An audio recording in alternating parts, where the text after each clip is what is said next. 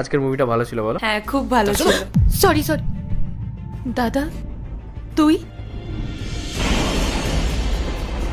তুই এখানে এসে ওদের কাছে হেল্প চাইছিলি? তোর কি মনে হয় ওরা তোকে হেল্প করবে? তোকে কেউ হেল্প করবে না। চল আমার সাথে, ভুল হয়ে গেছে, চল। আমাকে ক্ষমা করে দাও। আয় এদিকে আয়। তোকে বলেছিলাম না বাড়ি থেকে বার হবি না। একটা কথা একবার বললে বুঝতে পারিস না? তোকে ঘরে তালা বন্ধ করে রেখে দেবো, বুঝেছিস? আমাকে আমাকে তুমি ক্ষমা করে দাও। আমি আর কখনো বাড়ি থেকে বেরোবো না, আর কখনো এরকম করবো না। তুই এভাবে মানবি না।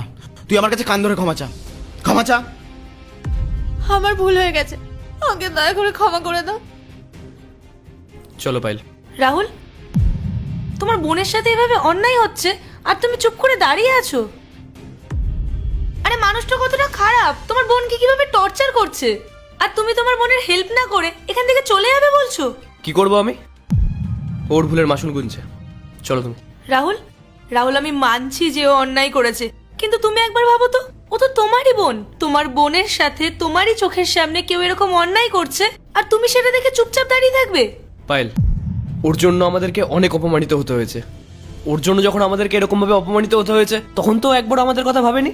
তাহলে এখন আমি কেন ওর কথা ভাববো?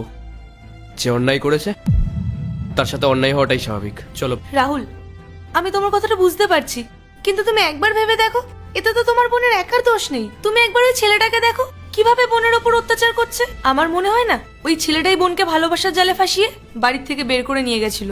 না হলে তুমিই ভাবো না, যে মেয়ের এত ভালো একটা ফ্যামিলি থাকে সেই মেয়ে এমনি এমনি বাড়ি থেকে পালিয়ে যাবে? রাহুল, পূজা তো ছোট, ও না বুঝে একটা ভুল করে ফেলেছে, কিন্তু তুমি তো বড়, তুমি তো ওর দাদা, তুমি জেনে বুঝে এত বড় একটা ভুল করবে? রাহুল, তুমি আমার একটা কথা শোনো, চলো আমরা গিয়ে ওকে বাঁচানোর চেষ্টা করি।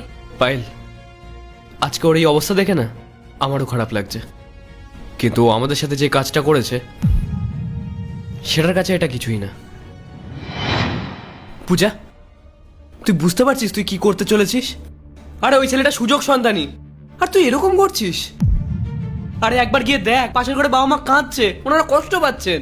তুই প্লিজ এভাবে বাড়ি ছেড়ে চলে যাস না। তুই যদি এভাবে বাড়ি থেকে বেরিয়ে যাস তাহলে আমি বাবা মাকে কি করে সামলাবো বলতো? দাদা, তুই একটু চুপ করবি? তোরা না কখনোই আমাকে বুঝতে চাসনি। তোরা সব সময় আমাকে বন্দি করে রাখতে চেয়েছিস। আমি ওকে ভালোবাসি, ওই আমার কাছে সব। তোরা যতই বাধা দিস না কেন, আমি ওর কাছেই যাব।